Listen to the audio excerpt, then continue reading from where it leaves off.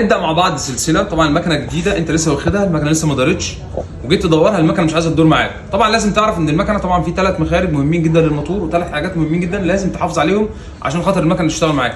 اول حاجه دوره البنزين، ثاني حاجه دوره الكهرباء، وثالث حاجه دوره الهواء.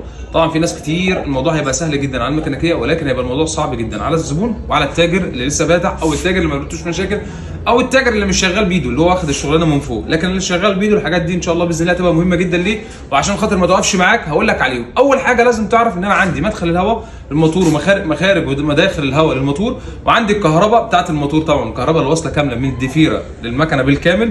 وثالث حاجه ودي مهمه جدا وهو البنزين. هنبدا مع بعض واحده واحده الثلاثه ان شاء الله باذن الله، وهيبقى فيديو كامل لكل فرع من الثلاثه، وان شاء الله باذن الله هنشرح لك فيه كل حاجه. اول حاجه لازم تعرفها هو مداخل ومخارج الهواء. انا طبعا جيت ادور المكنه، نفترض مثلا ان البنزين تمام وزي الفل، وان الكهرباء بالنسبه لي تمام وزي الفل. جيت ادور المكنه مش عايزه تدور معايا. طبعا بتحصل مع ناس كتير، تقعد تفتح الساعه وتشوف الموبينه وتشوف مش عارف غطا ايه، مفيش الكلام ده كله خالص. انا جيت ادور المكنه ودي حصلت معايا ومع زمان كتير بتبقى موجوده معايا. تيجي تدور المكنه مش عايزه ايه تدور معاك. عندك مداخل الهواء. طبعا اول حاجه عندي هنتكلم عليها هو مخارج ومداخل الهواء بتاع الموتور. عندي مخرجين ومدخل واحد. اول مخرج عندي طبعا الشكمانين، وده بالنسبه لي يعتبر مخرج واحد، وده ما بيكونش فيه اي مشكله ان انت بتركب الشكامين وطبعا الهواء طالع ما بقاش فيه اي مشكله عندك خالص. عندي مخرج ثاني للموتور، وطبعا قلنا ده فايز الموتور وما ينفعش يتكتم من فلتر الهواء، ده بيبقى خارج من هنا. طبعا بنفتحه من هنا وبننزله على تحت، تمام، عشان خاطر يبقى نازل على تحت، ضغط الموتور ما يتكتمش، المكنه صوتها ما يخشنش، وعشان المكنه ما ترشحش معاك زيت، وفي نفس الوقت المكنه ما تسخنش بسرعه. اهم حاجه عندي بقى في الموتور مدخل الهواء اللي داخل الموتور، اللي بيبقى داخل من الكبريتير، الهواء اللي بيبقى داخل من الهوايه من فلتر الهواء داخل مع البنزين اللي داخل عندك.